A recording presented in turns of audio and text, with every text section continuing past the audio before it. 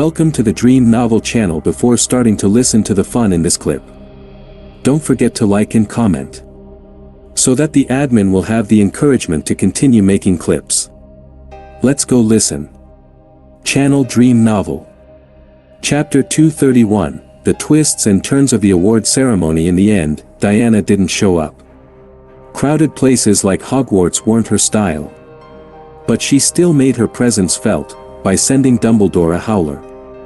No one knew the exact contents of that howler, but afterward, students spotted a phoenix circling the Quidditch pitch, and the castle portraits were abuzz with chatter. In particular, a few older figures in the portraits seemed more boastful than usual. "That girl is awful."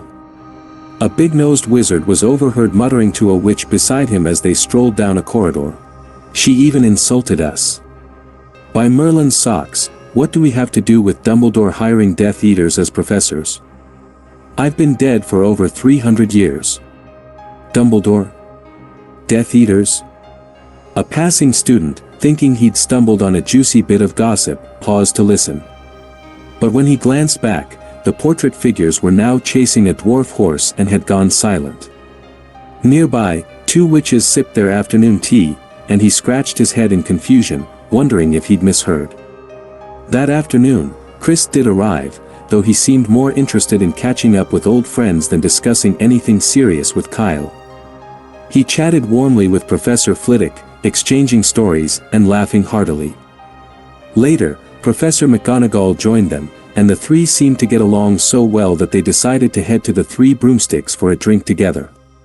Kyle watched them leave the castle in disbelief, giving them an amused, silent thumbs up as they departed. Meanwhile, Harry was still lying dejectedly in the hospital wing. He hadn't expected the Dursleys to visit, of course, but he was disappointed for another reason: he wouldn't be able to play in the final Quidditch match.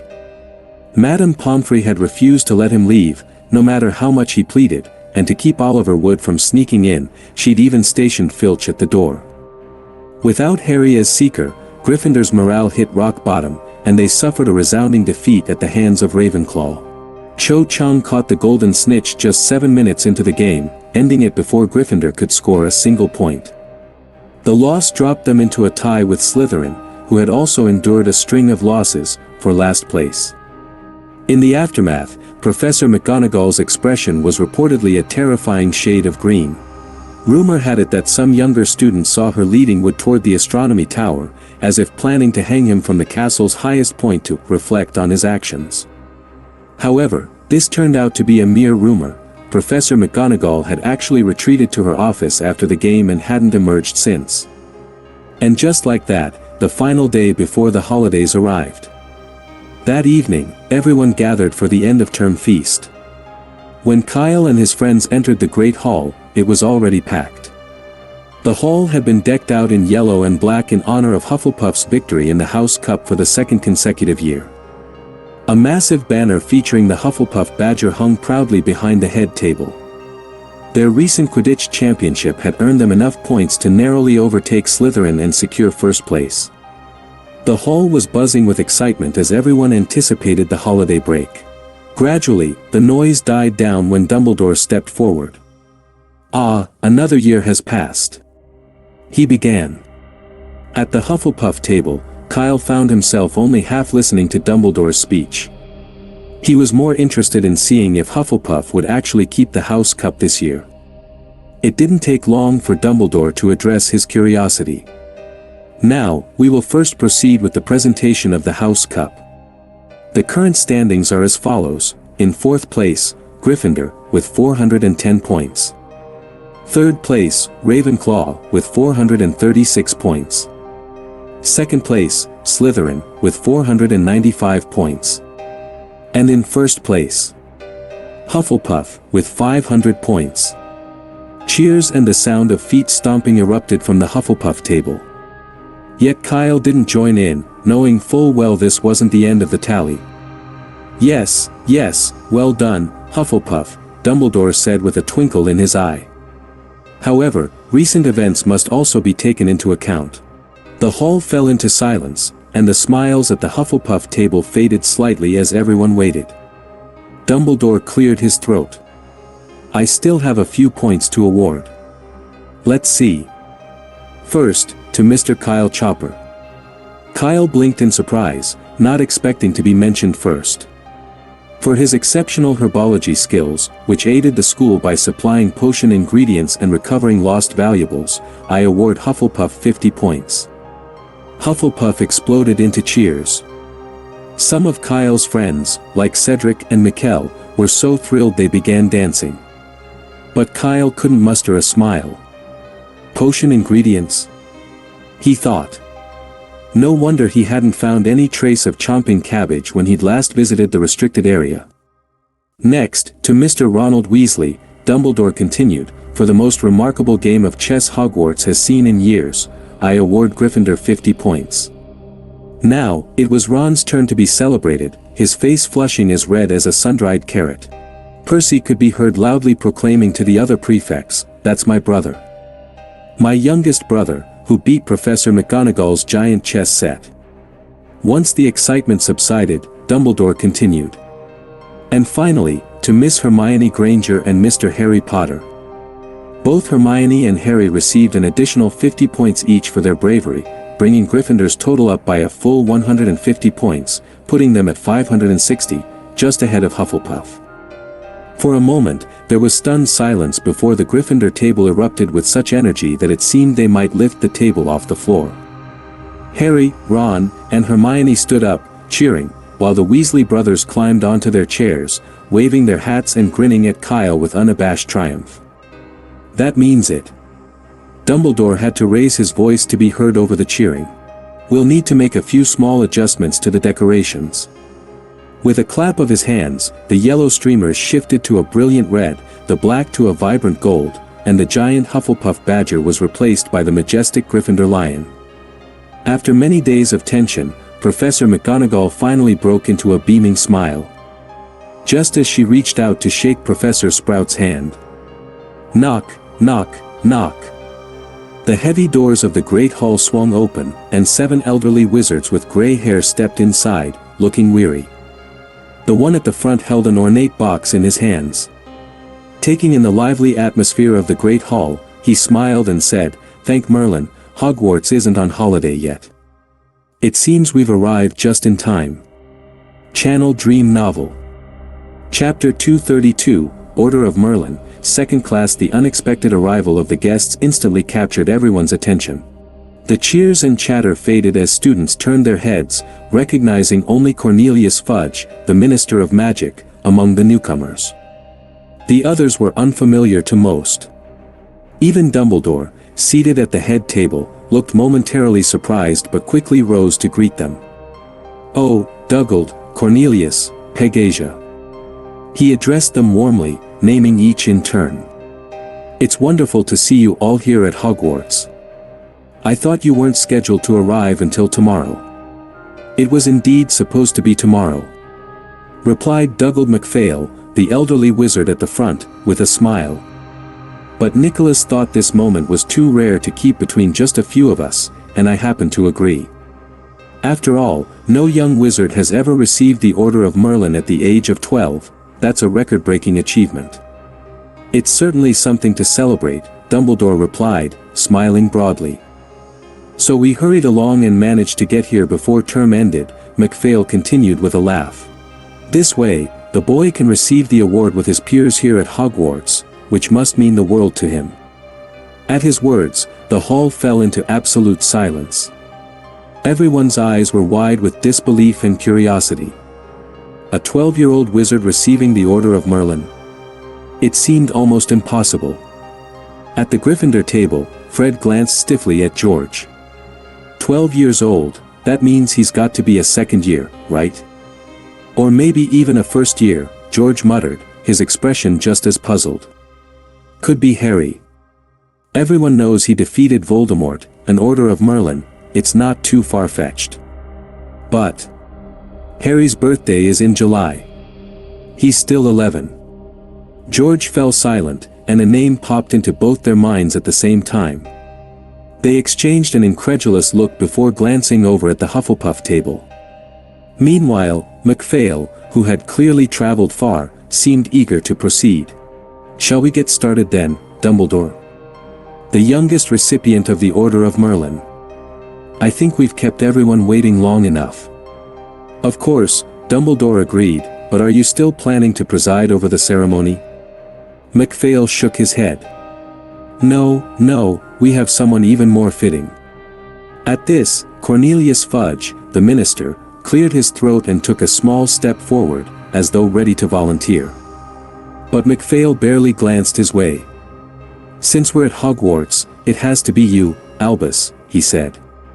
As chief warlock of the Wisengamot, it's only right. You can't keep pushing this on to me, I retired long ago, remember? You're much better at this than I am, Dumbledore replied with a grin, then turned his attention to the students. What a wonderful day, he began. Allow me to introduce you to our esteemed guests. First, Dougald MacPhail, who guided the Ministry of Magic with a steady hand through a time of turmoil in the Muggle world, bringing a period of calm. MacPhail gave a small wave, and the students clapped enthusiastically in response. I know him. Hermione whispered excitedly. Remember when we were researching Nicholas Flamel? Dougald MacPhail became Minister for Magic in 1858. He was one of the most trusted ministers. 1858. Ron blurted out, eyes wide. Then he must be over 100 years old now. 133, Harry murmured. Hermione frowned at them. Think, you too. He has to be at least 133. He wouldn't have been Minister for Magic the moment he was born, would he? He can really live. Ron muttered. Wonder if he's been using the elixir of life. Meanwhile, Dumbledore continued his introductions. And our Minister of Magic, Cornelius Fudge. Fudge tipped his hat and offered a friendly smile. Applause rippled through the hall, especially from the Slytherin side, where the students clapped more enthusiastically. Next, we have Pegasia Sykes, the head of St. Mungo's Hospital for Magical Injuries and a Master of Potions. And Newt Scamander, the renowned magizoologist and author of Fantastic Beasts and Where to Find Them. As Dumbledore introduced each person, Kyle's gaze kept drifting toward the last two figures standing quietly at the back, his parents, Chris and Diana. His mother wore a large black hood that concealed her features, and somehow her presence felt muted, almost as though she'd cast a muggle-repelling charm on herself. Standing next to Chris, she was barely noticeable. As Kyle was pondering this, he felt a tickling sensation on his palm. Glancing down, he saw small letters forming on his skin, "Don't look, it's a mission." Kyle's mouth twitched. Apparently, his mother was here on official business from the Department of Mysteries and had to keep a low profile. Kyle gave a small nod, acknowledging her silent message, then turned his attention back to the ceremony. Just knowing his parents were present was enough. This was an important moment, and it wouldn't have felt complete without them. Kyle, why are you smiling so much? Cedric asked suspiciously. Then a thought seemed to strike him. Wait. This Order of Merlin, it's for you, isn't it? Kyle only shrugged, saying nothing, but Cedric's expression shifted from curiosity to stunned realization. He looked slightly dazed, as though he couldn't fully process what he'd just guessed. Dumbledore moved on to the final introduction. And lastly, Damocles Belby, the brilliant inventor of the Wolfsbane potion. Another round of applause followed as Belby, alongside the other guests, nodded to the students. Except for Fudge, all the honorees had been recipients of either the Order of Merlin, first class or second class. Kyle's parents, however, took seats near the entrance, maintaining their quiet distance. Dumbledore, sensing their intent to stay unobtrusive, did not introduce them. You may be wondering, Dumbledore began, his voice clear and resonant over the crowd, why such distinguished guests have come to Hogwarts. He turned toward the honoree. The reason is simple. They are here to present a student with the Order of Merlin. A collective gasp rippled through the hall, and students started whispering excitedly. Most guesses settled on Harry Potter. Harry, is it you? Ron asked, his voice filled with excitement. No way, Harry shook his head, frowning.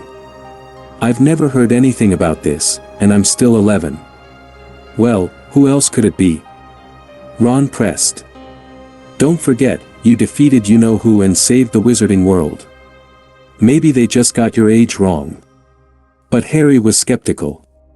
If this was about Voldemort, why wait until now to give him an award? Why let him live with the Dursleys all those years? He wasn't convinced. The hall was in a frenzy of guesses and chatter, but Dumbledore soon silenced them with the answer. Kyle Chopper, he announced. A stunned hush fell over the room as if someone had pressed pause. All eyes turned toward the Hufflepuff table, where Kyle was standing. Come here, my boy, Dumbledore said kindly. Kyle rose and walked up to Dumbledore, feeling all eyes in the hall on him. Dumbledore's expression was solemn. At St. Mungo's Hospital for Magical Injuries, you successfully subdued a rogue werewolf, saving the lives of 57 patients across an entire floor. In recognition of your courageous and selfless actions, I, Albus Dumbledore, on behalf of the international wizarding community, the Order of Merlin, the Wizengamot, and the wizarding world, hereby award you the Order of Merlin, 2nd class. Channel Dream Novel. Chapter 233, I really thank you all. Only then did the crowd in the Great Hall finally react. What had they just heard? An out-of-control werewolf. Even as first years, they knew quite well how terrifying werewolves could be, having already studied them for a year. They recalled learning about the Werewolf Code of Conduct, which labeled werewolves as level 5X creatures, extremely dangerous, capable of causing fatal harm to witches and wizards when transformed. Werewolves were fierce, agile, and enormously strong. Many adult wizards, and even ministry-hit wizards, found werewolves beyond their capability to handle. Taking them down had always been the Auror's responsibility. How, then, could Kyle have managed such a feat? At the Gryffindor table, Ron and Harry's eyes were wide, and they had been frozen in that expression since learning the truth. They were still struggling to memorize the Werewolf Code of Conduct, while Kyle, somehow, had already managed to take on a werewolf. Hermione, however, seemed less surprised. She had guessed Kyle might be the one to receive the medal and had been prepared for this reveal. Whatever others might be thinking, Dumbledore, seated at the place of honor, had already accepted the box Dougald MacPhail handed him and opened it. Inside lay a beautiful gold medal with a purple ribbon. The Order of Merlin ribbons for 1st class, 2nd class, and 3rd class were all different colors, green, purple, and white, respectively. However, the ribbon seemed almost too large for Kyle, crossing diagonally from his left shoulder down to his calf. If it were red, Dumbledore thought, it would look almost too festive. With a slight movement of his fingers, Dumbledore instantly adjusted it to fit Kyle's frame. Thank you for everything, my boy, Dumbledore said solemnly, handing Kyle the gold medal. Thank you for your teachings, Professor, Kyle replied, extending his hand and giving Dumbledore a light handshake. If someone had been standing outside the Great Hall at that moment, they might have thought an explosion had just gone off. The cheers from all 4 houses grew louder and louder. At the Hufflepuff table, Mikkel and Ryan were standing on their stools, practically shouting themselves hoarse in excitement, eager for everyone to know that Kyle was their roommate. Even Cedric and Conna, usually so composed, were jumping up and down beside the table in exhilaration. Dumbledore didn't interrupt them this time either.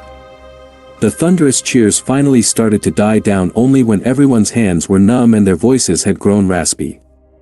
As headmaster of Hogwarts, Dumbledore continued, I award Hufflepuff House 200 points, and Kyle will once again receive the special award for services to the school. The crowd, which had just quieted, erupted again. The decorations in the Great Hall reverted to their previous state, but few in Gryffindor were disappointed. After all, Harry and his friends had won Gryffindor 150 points last year, so there was no question that Kyle deserved extra points this time. In fact, some felt that 200 points was too little. This was the Order of Merlin, after all, and it was 2nd class. Surely at least 500 points would have been appropriate. Headmaster Dumbledore was far too stingy, some murmured. As the ceremony wrapped up, Dumbledore invited Kyle to step forward and give a speech. Clearing his throat, Kyle said, "Then I'll just say a few words." Eager to move on to dinner, Kyle kept it brief. Instead of a long speech, he shared a few tips on improving study habits and some ideas for making Hogwarts an even more harmonious school. Most of the students, however, weren't particularly interested in this topic, though a few listened intently. Hermione not only paid close attention, but also took notes on every word, while Neville, well, he tried to take notes too, but after the first sentence, he couldn't keep up and quickly lost track. As he wrapped up, Kyle made a small wish. He hoped that next year's defense against the dark arts professor at Hogwarts would make it through the entire school year without any harm befalling them. Everyone burst into laughter, even the visiting wizards shaking their heads with a knowing smile. It was, after all, common knowledge in the wizarding world that something happened to the defense against the dark arts professor every single year. This time of year was also Dumbledore's least favorite. He was treated like an unwanted mountain troll, shut out wherever he went. Some wizards even fled to other countries before Hogwarts' holiday break, just to avoid Dumbledore showing up at their door, and they wouldn't return until September, after the start of term. "Oh, looks like we'll have to hurry back soon. Wouldn't want him bothering us," McPhail chuckled, half joking as he spoke to Sykes, who was sitting beside him. "I may be fine with handing out medals in my old age, but taking up a teaching position? No, thank you." "You're absolutely right, it's far too risky," Sykes replied, covering her mouth as she laughed. "We even considered setting up a special wing just for the defense professors." Beside them, Dumbledore's face flushed slightly, and he shot a glare at Kyle. This little rascal, just what was he thinking, saying all that? As Kyle finished his speech, the long-awaited banquet finally began. Returning to the Hufflepuff table, Kyle found himself the center of attention, with students constantly coming over to congratulate him on receiving the Order of Merlin medal. He barely managed to get a bite of food, his stomach soon filling up on pumpkin juice instead. "You kept it a secret from us this whole time," Cedric grumbled once the crowd of well-wishers started to disperse. His face was a mix of mock annoyance and genuine concern. "We didn't even know you'd been to St. Mungo's." "I didn't know if I'd actually get the Merlin medal," Kyle explained. "And I figured telling you after the fact would just save you all from worrying." "That's not a reason," Conna replied, wrinkling her nose. "It's only normal to worry about your friends." "Yes, so don't think you're off the hook that easily," Cedric said sternly. "Unless you swear that you'll never keep anything dangerous from us in the future." "Oh, come on, that's hardly fair," Kyle groaned, giving him a disgruntled look. "It's not like I'm constantly getting into danger." "Really?" Cedric raised an eyebrow. "So, besides this Mungo's visit, there was the defense against the dark arts professor incident, the times you disappeared during Quidditch matches, and, all right, I get it." Kyle cut him off, throwing up his hands in surrender. "Fine, I swear it, on Dumbledore's beard." Cedric's expression finally softened into a grin. "Now that's what I wanted to hear."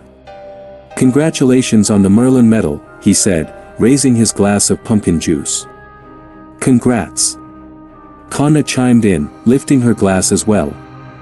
Kyle eyed their oversized cups, both filled to the brim with pumpkin juice. His stomach churned just looking at them, feeling the weight of the drink he'd already downed. "You did this on purpose." Cedric burst out laughing. "Serves you right for hiding it from us." Conna joined in, smiling mischievously. "But since you won us the house cup, we'll let you off the hook, a little later." "Ha." Kyle chuckled weakly, rubbing his stomach as he looked at his friends. "Thanks, you too." Channel Dream Novel. Chapter 234, You Need to Be Mentally Prepared After Dinner. Kyle's gaze drifted to where Chris and Diana had been sitting, perhaps unintentionally. Their seats were empty, they must have left early. Soon, the rest of the students began filing out of the Great Hall, heading back to their dormitories. Kyle, however, remained behind.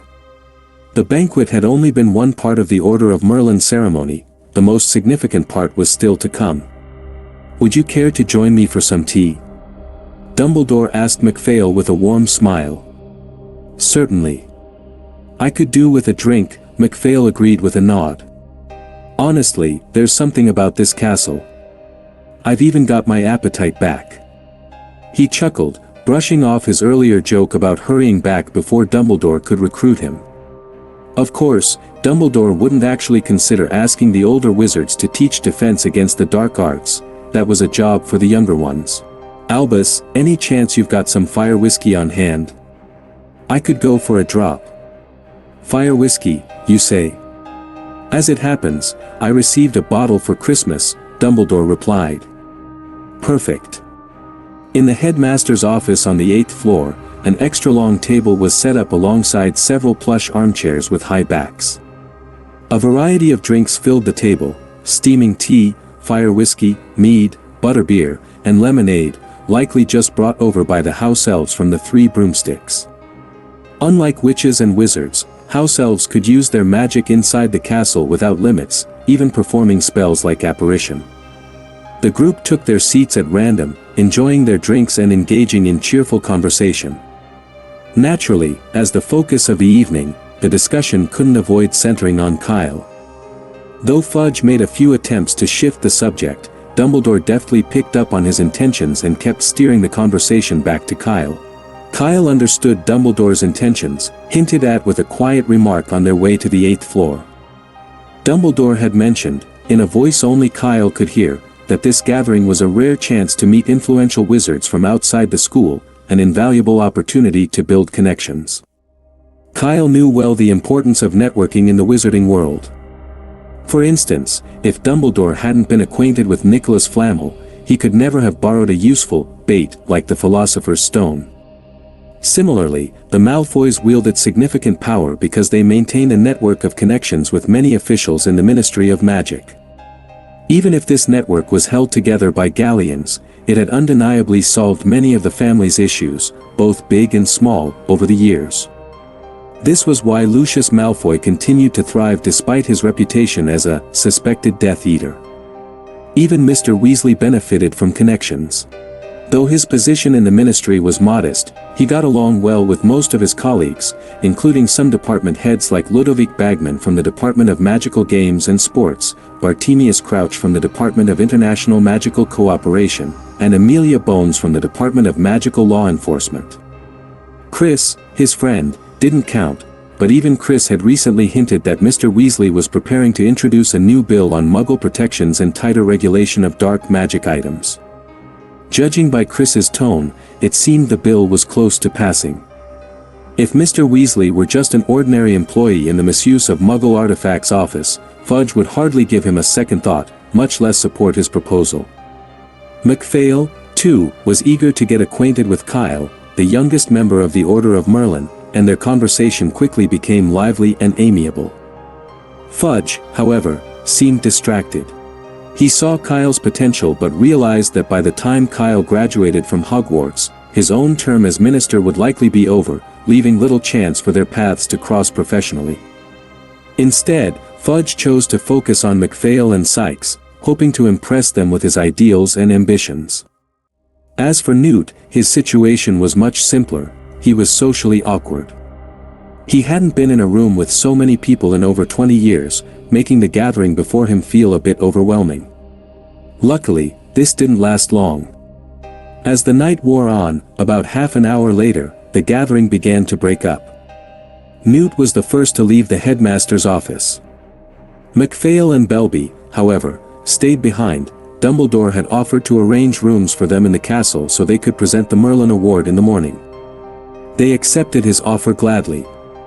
For some reason, Fudge also chose to remain.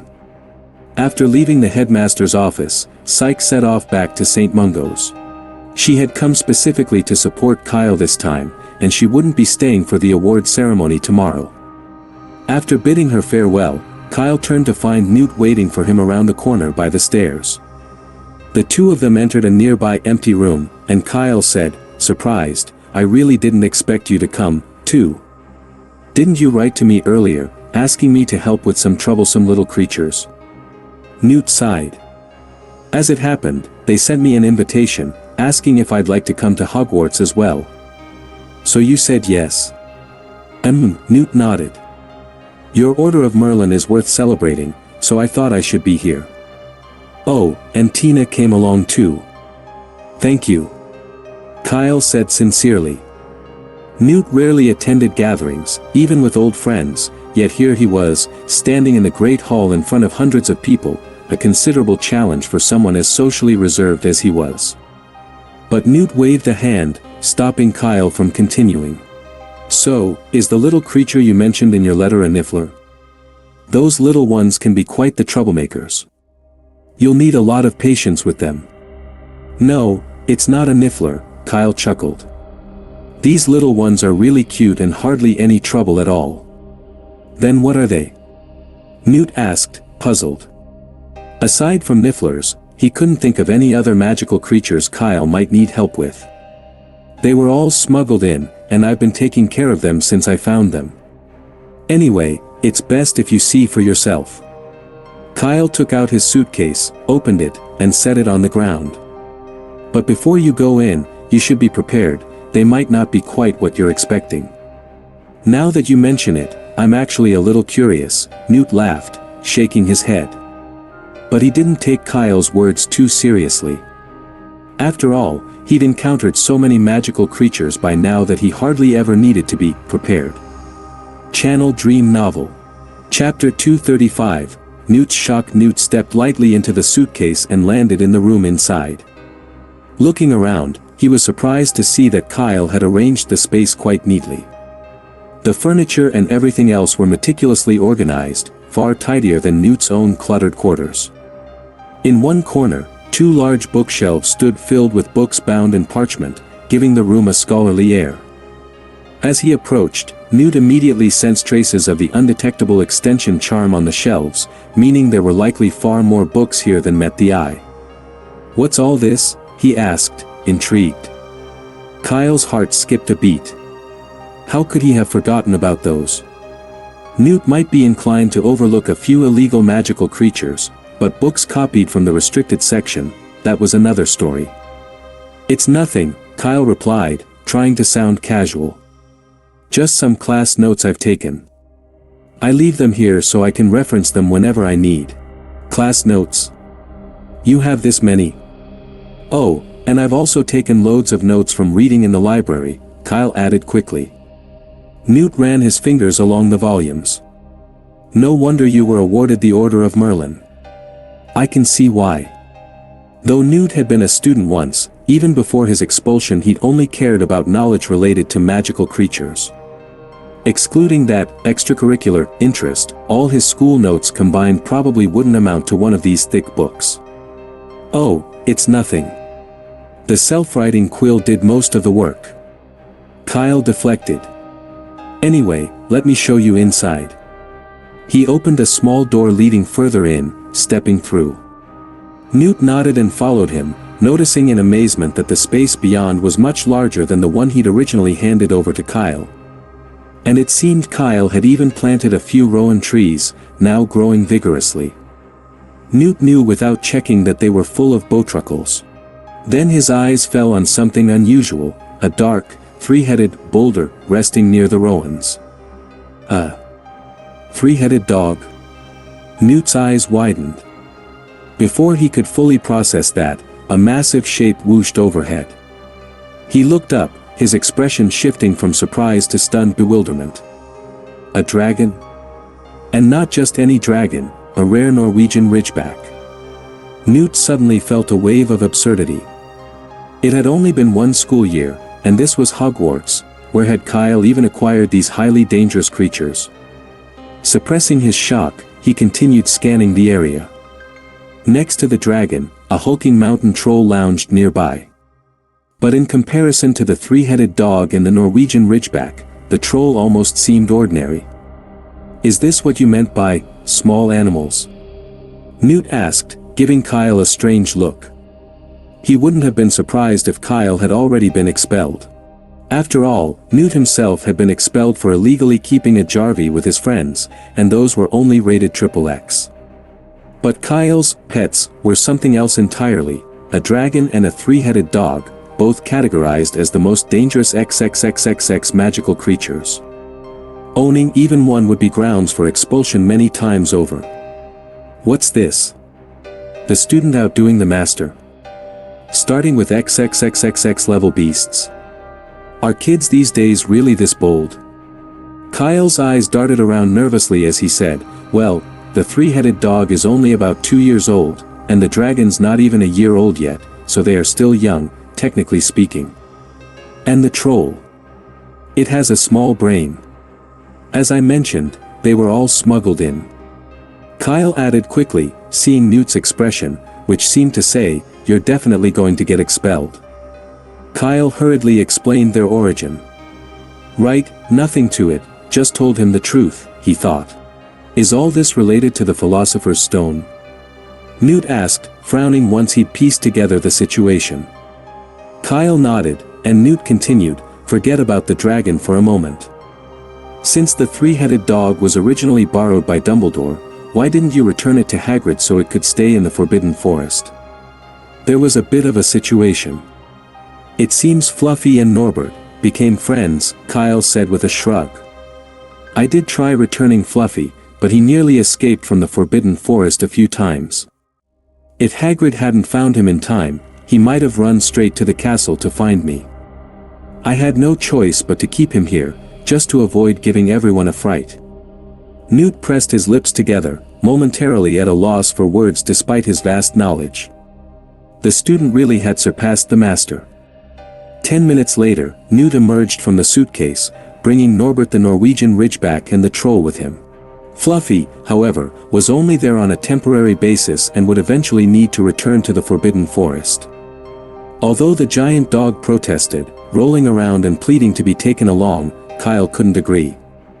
It wasn't that he didn't want to take him, but that he couldn't. Fluffy was Hagrid's prized pet, and taking him away would send Hagrid into a frenzy.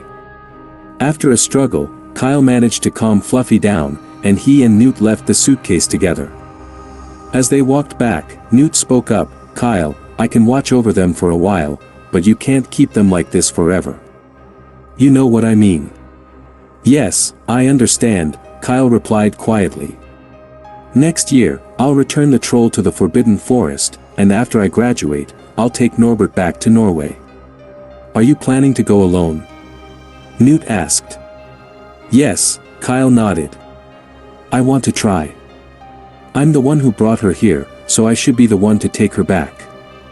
Newt was silent for a moment, offering no further objections. Kyle was only in his second year, with 5 more years until graduation, not too long. Besides, the suitcase kept the dragon safely hidden, minimizing any risk of discovery. Soon after, their conversation shifted to a lighter topic. That's a female dragon, isn't it? Why do you call her Norbert? Newt asked curiously. Hagrid named her, Kyle said, smiling. She seems to like it, so I didn't want to change it. Ah, that makes sense, no wonder. They walked through the castle grounds, eventually reaching the path that led to the school gates, just past the Hogsmeade platform. Here, they stopped. Newt, naturally, wasn't leaving by train, it would be too slow. Beyond the school gates, marked by the 2-winged warthog statues, he could finally disapparate. As he stepped across the boundary, Newt turned back and gave Kyle a last set of instructions. Make sure they don't leave the suitcase while you're at school. And when you come to pick them up, don't forget to bring your Order of Merlin medal. Tina's been eager to see it since she heard the news. I will, Kyle replied, smiling. Now the fun in this clip is over. Which listeners haven't liked and commented yet? You can press like and comment to encourage the admin find the fun in the next clip. May the listeners be happy forever.